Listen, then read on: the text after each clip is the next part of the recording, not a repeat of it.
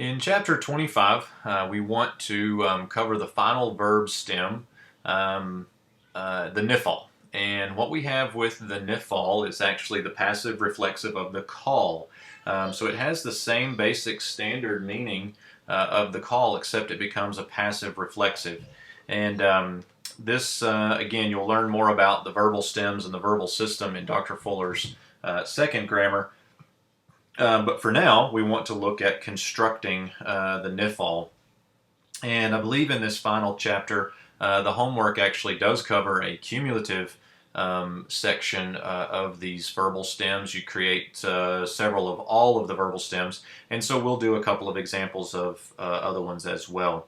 So let's look at the first example with a nifal infinitive absolute. So we're going to start with the boxes, and you'll notice in the infinitive we actually do get two options. I don't know where to put the other one. Let's do it's hit-ah is what it is, so it would look like this, hit-ah. We have two options for the infinitive.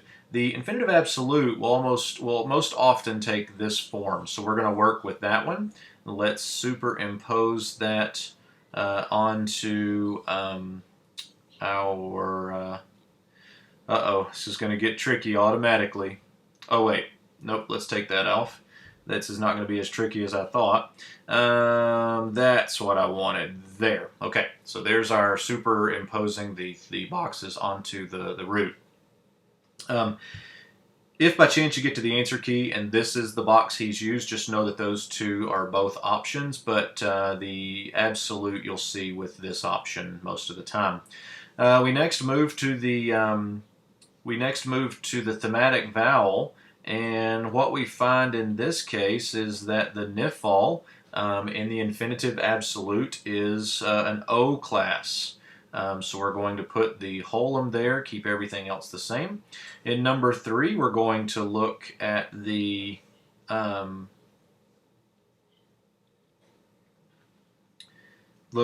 call, and in this case the call doesn't really help us very much because we don't have a thematic or we don't have any preformatives or subformatives, and so we would end up then with this here. All right, and if you want to, you may find in the answer key, I don't know why I'm having trouble drawing that final cough, you may find in the answer key this right here. And I believe that is the answer there. I honestly want to look this one up real quick, because that felt a little bit too easy, and I'm thinking there was something a little different. Let me hang with me a second, and let me look.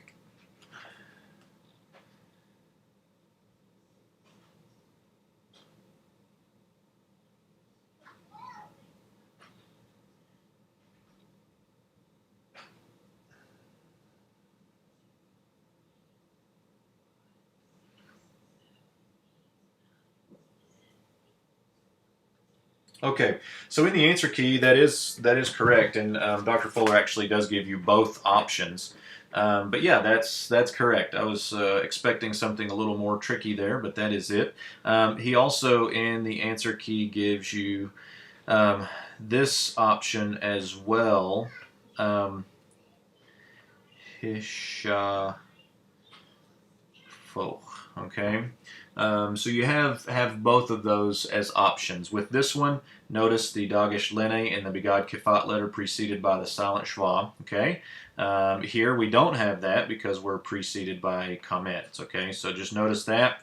Otherwise, either of those are options. Let's look at the next one.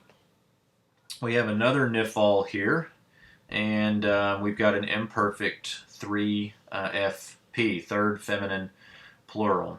So let's start with the boxes for the imperfect, and we have yit-ah with the dagesh in the R1.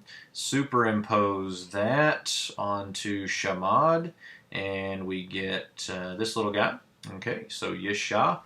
And number 2, we're going to look at theme vowels. We have in the NIFAL A and that's not, it's A and E, A. In this case, we are looking at a feminine plural, not doing perfect. We're doing imperfect, but we are looking at a feminine plural. So we're going to use the A in this case.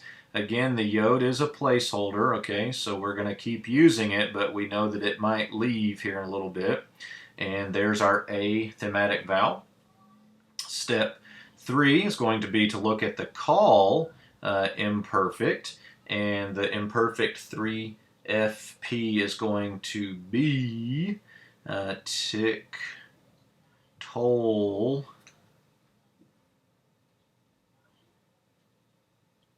nah, where's, oh, there's my schwa. Okay, tiktolna, and so in this case we're going to grab the front and the back. We're going to grab the preformative and the subformative. The tav in the front is going to supplant our yod. Then everything else we just write out as we have it. And we're going to pick up then the subformative, okay? Now, we've added on the ending of this, but it's not a vocalic ending because we have the noon as well. So this ending is not just a vowel. It, in fact, is a whole consonant. So we do not reduce the R2.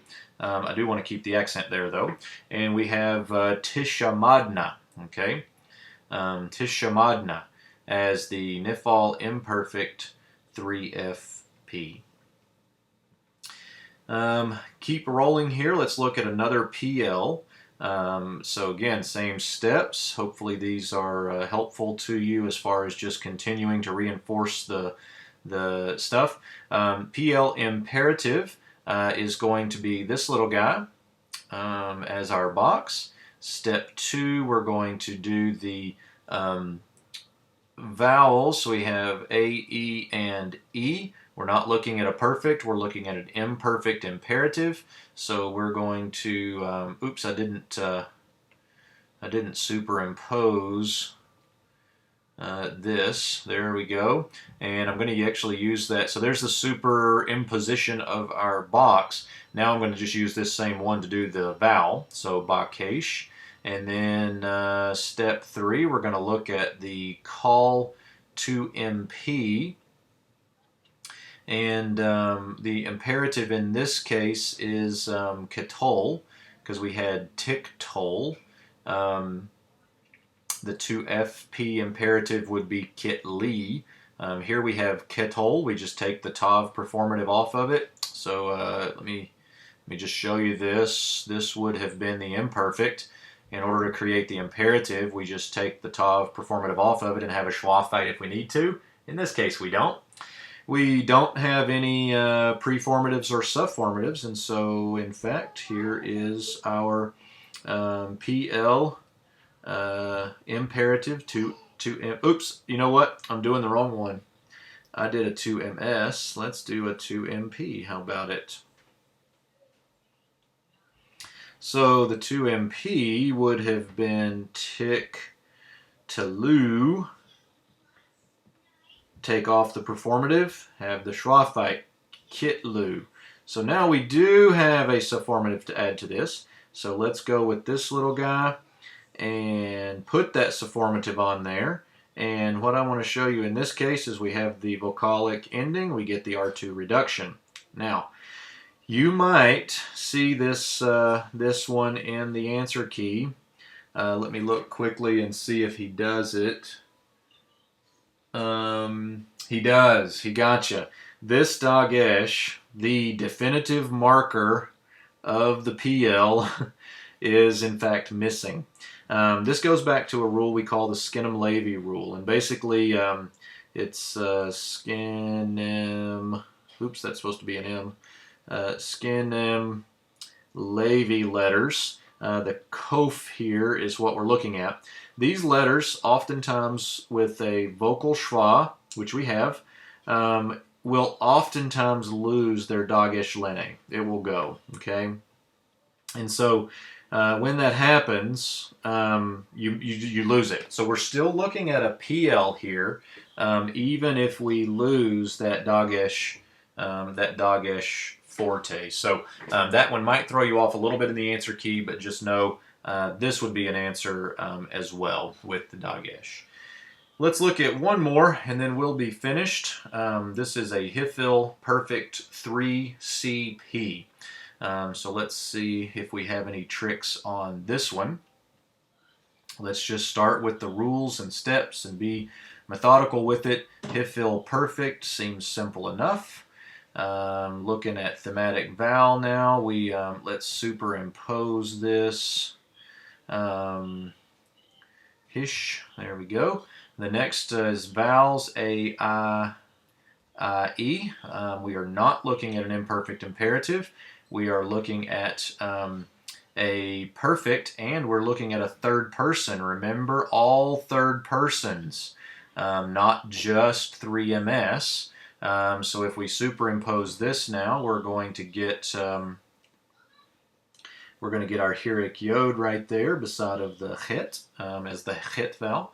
And then next, we're going to look at the call, and the call perfect 3CP would be this, Katalu. We don't have a preformative, but we do have a sufformative, so let's superimpose that.